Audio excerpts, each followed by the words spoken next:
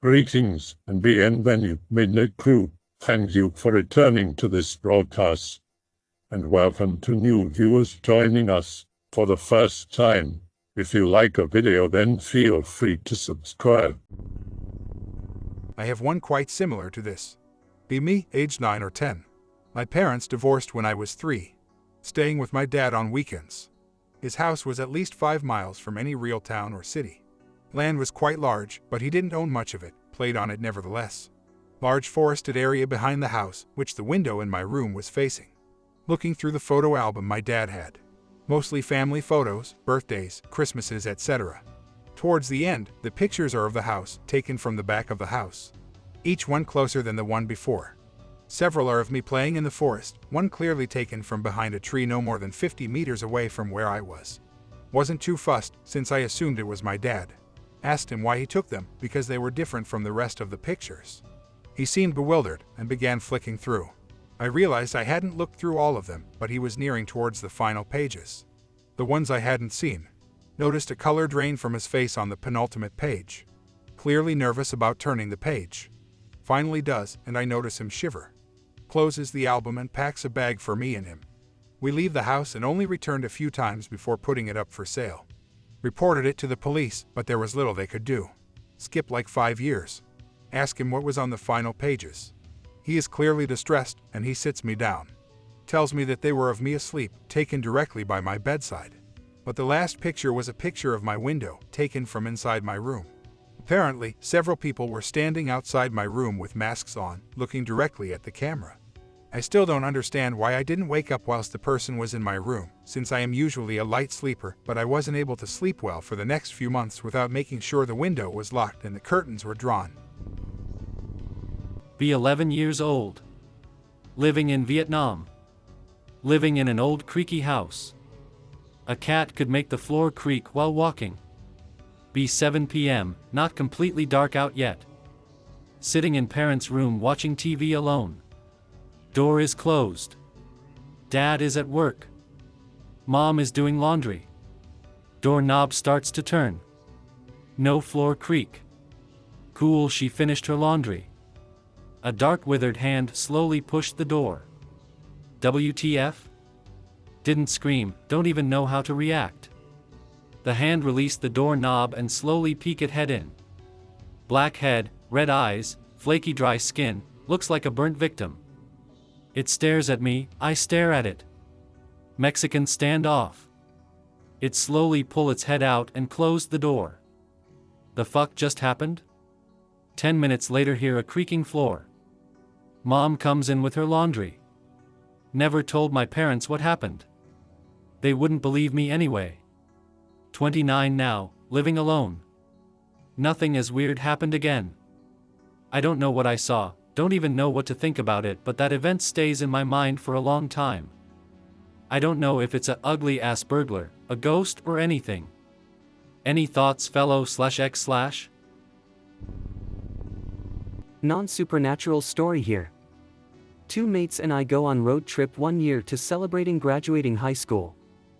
Staying in some tiny town's campsite one night. Go to pub. By 9 p.m. it's dead. Friend goes to bar and gets chatting to one of the other 2 guys there. Brings him back to the table. Guy is probs in his mid-40s. Comes and drinks with us for a bit. I suddenly get this super uneasy vibe about the guy. I can't put my finger on what it is, but there is definitely something off about this guy. It's super weird though, because he seems completely normal, but I almost feel physically ill in his presence. The guy goes to take a piss, promises to buy us all around when he gets back. Persuade friends we need to get out of there. They get pissed off at me, think I'm being paranoid and antisocial. Storm out and they reluctantly follow, pissed that I made us go back to the campsite. We'd been keeping a video diary of the trip and all the shit we'd been doing. Going over the footage on the camcorder the day after the pub incident. For some reason we recorded all our stop servos to refuel. Watching one such clip and I see the pub guy sitting in a car parked at the servo. Holy shit.jpg. We also took footage of us just goofing around in the car during the long portions of highway driving. Can see the guy's car behind us on the highway in several clips. I think if we'd kept drinking with him that night, we'd all be buried in some shallow grave in the middle of the bush. Ever since this incident, I am extremely untrusting of strangers, especially when out drinking. Be me. Driving from my parents' rural property to home, about 300 kilometers. I left at 11 p.m., and what was about to happen happened at 2 a.m. Arrive at a T-section with traffic lights, still in the middle of the bush. And there's literally no one around. There's a lady on the side of the road. She looks really feral, dirty, messy hair, stained clothes. Comes over to my car. I do the gentleman thing and roll down my window as I figure she probably needs help. She says, "My boyfriend beat me up and kicked me out of his car. I live down the road, can you give me a lift?"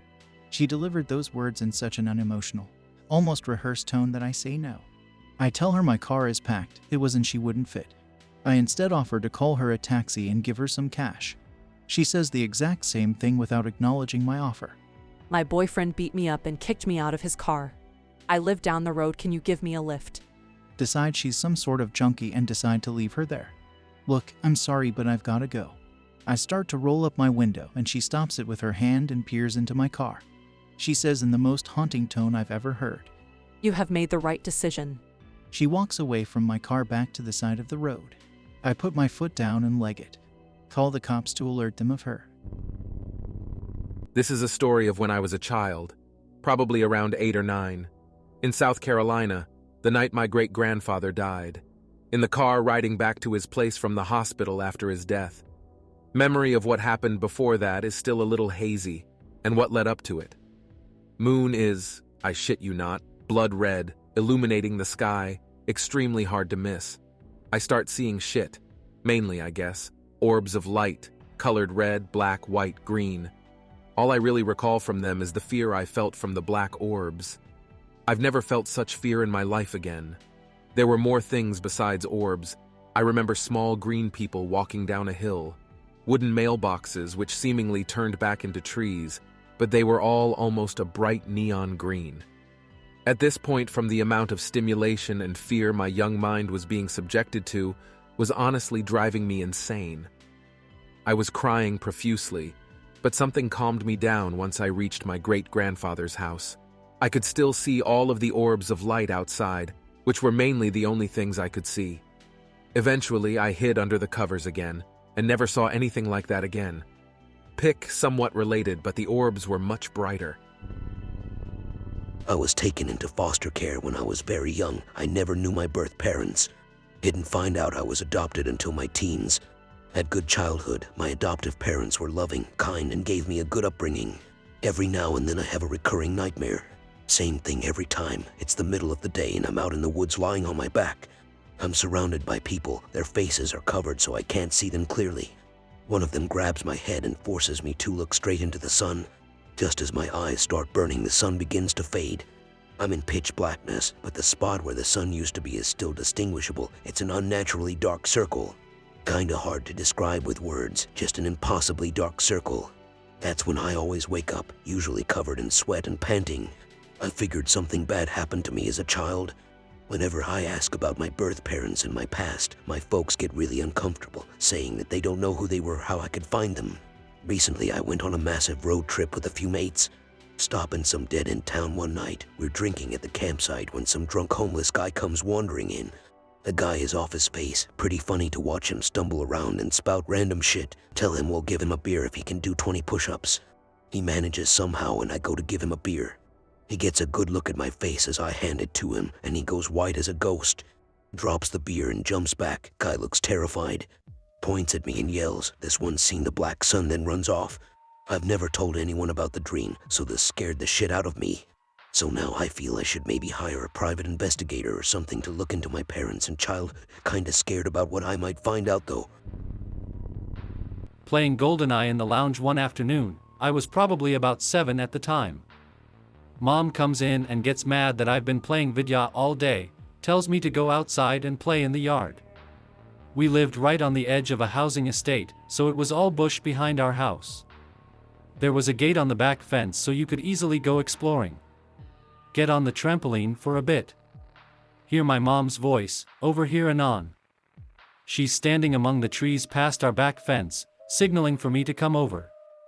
Come on Anon, I want to show you something. I start walking towards the fence, can see her through the fence poles. As I'm walking over I notice that she's got a massive grin on her face and stance is creepily straight. I realize that something is off, my mom never acts like this. Turn back to the house and see my mom in the kitchen window. Get that sinking feeling in my gut. Don't look back, just sprint towards the house. Hear harsh, guttural moan coming from behind the fence. Bust into the house and run into mom's arms crying. Tell her story, can tell she's freaked out. Gets dad to go searching the area behind our house when he gets back from work. Don't let my play in backyard unsupervised after that. We moved a few months later, pretty sure this incident was the deciding factor in the move. Okay, too much to really get into, we'll give you the highlights of where I grew up, pick related. Was pushed down the stairs the day we moved in. Regularly heard sounds like nails being dragged down the walls at night. Had a crawl space in my room. Would close the door, return later, it was always wide open. Dad nailed it shut. Late at night saw shadow figures walk across the kitchen. Sister had nightmares of being attacked for months. Other family members knocked downstairs. Would sleepwalk and talk to my dad. He refused to tell me what I said, but said I spoke about strange things. 1 week before we moved out, all of our farm animals died. Horses, pigs, chickens, rabbits. Would find several a day dead each morning, no apparent cause. It's been over 10 years and I still shiver when I think of that place. Okay, I'll tell some more about when I lived there. I got this remote-controlled tank for my birthday one year. I got tired of playing with it like most kids do with their toys, and left it sitting in my room. One day it started to move and turn in short jerky movements across the floor. I took the batteries out of it and put it in my closet. At night I would hear a sound coming from my closet, like someone gasping for air. I never knew the cause. Keep in mind I told my parents about this shit, and they were aware of weird stuff as well, but the rent at the time was like $500 a month, and for a family of 5 that is a steal. Anyway, more strangeness. My sister had the dream shortly after playing around with a Ouija board. We burned it and she had no more nightmares. There was a room in our basement that was small and square, with just a cement circle laid in the floor and metal rings in the ceiling and walls. There was a slot in the bottom of the door. There was nothing else in the room. Also, the week we moved out, 2 large storage sheds on the property burned down, and a corner of the house was scorched all the way up one side, no apparent cause. None had electricity. There were lots of fires there. Me and all the members of the family had heard knocking on the walls. We all went out one day and returned to the house. We found a trail of boot prints leading from the back door across the kitchen and into the basement. There were no other footprints leading out of the basement or the bulkhead. The basement was empty. We would often hear the horses trying to kick down their stall doors at night. Every time we investigated, there was nothing in the barn. We even stayed in the barn one night, figuring it was a raccoon or a fox or some shit. The horses started kicking their doors, and nothing was in there.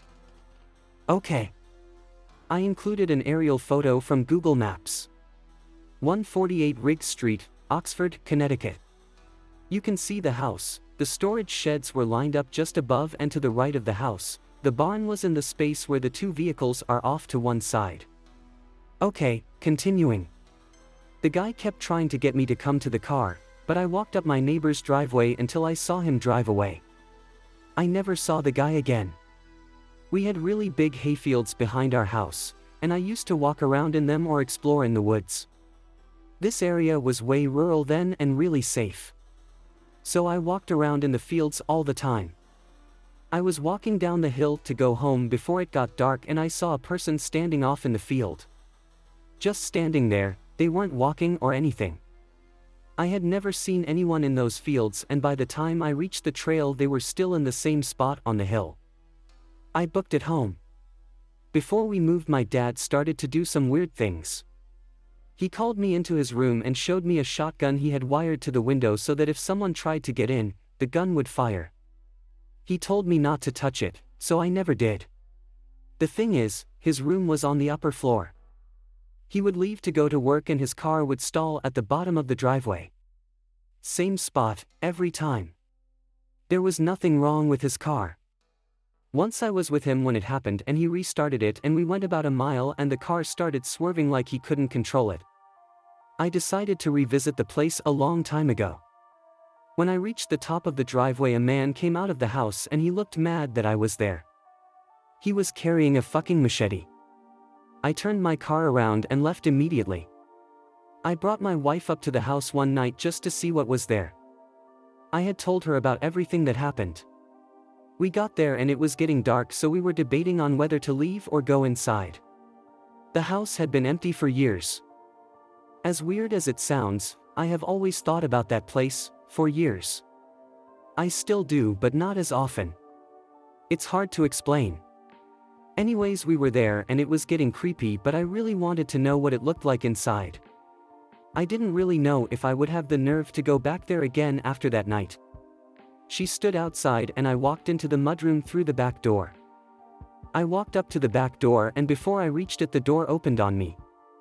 I backed out of the house and that was the last time I ever went there. I tried to do research on the house to find out just WTF went on there. The only thing I found out was that it was a farm, called All Farm. The house was approximately 200 years old, and that was about it. I called the Oxford Town Historian's office and asked her about the property and she hung up on me. I still don't know what the hell happened there, but I do know if you think about going there it may be occupied now. But if you decide to go exploring up there, just be prepared. The place has a vibe like it is alive. The whole place. Unfortunately, Google Maps doesn't let you go up the driveway, but that is the entrance now. It used to look a lot nicer back in the day. Other things I remember: hearing loud bangs in the night like someone dropping a bowling ball, hearing someone whisper my name in my ear while I was asleep. When I wake up, no one was there. That's about all I remember. I gotta stop this and do something happy. My skin is crawling right now. Thanks for listening. Be me, exchange student in the US. Fall 2014. For some shit reason I was living in a regular dorm, away from all the other international students. One night playing NHL 2013 with my roommate. We hear a loud noise coming from the hall.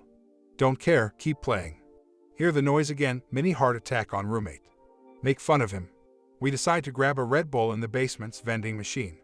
While waiting for the elevator, same noise again. I'm starting to get pissed. Grab Red Bull. When we get back to our floor, a rando was wandering around, only in underwear, talking to himself. WTF bro, roommate says. Rando look at us, say random words, I can only understand. It's coming for me. Say he's high, go back into the room. Really early next morning. Knocking on the door. Leave off, I'm not waking up. Blabla County Police, open the door. Shit.jpg. Tell my roommate that I have a bottle of vodka and we are screwed. He tells me he has 10 grams of weed, so we are really screwed. Open the door, tons of cops in the hallway. What.jpg. He asks us to follow him. While walking towards the elevator. Crazy dude lying in a plastic bag, dead. Roommate freaks out. Hours waiting. We tell the cops at least 15 times what happened last night. We lived in that same dorm for about 2 weeks. One night, during finals week, we hear the same noise again. Freak out. Move out the next day. The declared cause of death was self-end. I never bought it. Be me, 15 years old. Best friend lives in the same suburb as me. Quickest way to his house is through this giant Chanel/drain. Normally avoided at night, because there's zero light down there and it's creepy. Hanging at my best mate's house one night. Decide to leave at about 1:30 a.m. cause I have to help my dad with some renovation work the next day. Really don't want to take the long way. Screw it, I'll take the drain. Use phone light for guidance. The only sound is my footsteps, and I can only see the small cone of light produced by my phone. About halfway through the drain. Can make out some muffled sounds coming from the darkness. As keep walking through, the sound becomes clearer. Initially it sorta sounds like a child sobbing. Get closer and realize it is clearly an adult putting on a child's voice. Chills up the spine, heartbeat racing. By now I can tell that the sound is directly to my right. Aim phone light up for a second. Only saw him for a second, but the image is still burned into my brain. Grown man squatting by a bush at the top of the embankment. He's sobbing profusely. In the second I put the light on him, we make eye contact. As I pull the light away and turn to bail, I see him get up and start running down towards the path. The sobbing ceases immediately. Sprint the fastest I've ever ran my entire life. Get to the end of the drain. Don't see anything in the darkness. Run home. I've never walked through the drain again at night. Pick related is the end of the drain. Late at night, around 2 in the morning, and there you are reading creepypasta on /x/. Looks like you won't be sleeping tonight. You get up, walk into the kitchen, and grab a water from the fridge. The creepypasta has your mind seeing faces in the sink, windows, and virtually every other polished or reflective surface, while your logical self is telling that scared shitless part of yourself to shut up. Walking back to your chair, you set the water down on your desk and let your cat hop up into your lap. Continuing to read more and more pasta, the more you're psyching yourself in for a night of paranoia. You already keep glancing at the fan that you left on in your bedroom upstairs. You've looked behind yourself more than once to see if that thing from the pasta was actually watching you, even though you knew it wasn't. Then, you notice something walking down the stairs. It's your cat. I hope that you enjoyed tonight's broadcast. If you enjoyed tonight's story, then please subscribe to the channel, as more Greentext will appear daily. A new broadcast will appear when the clock strikes midnight Central Time.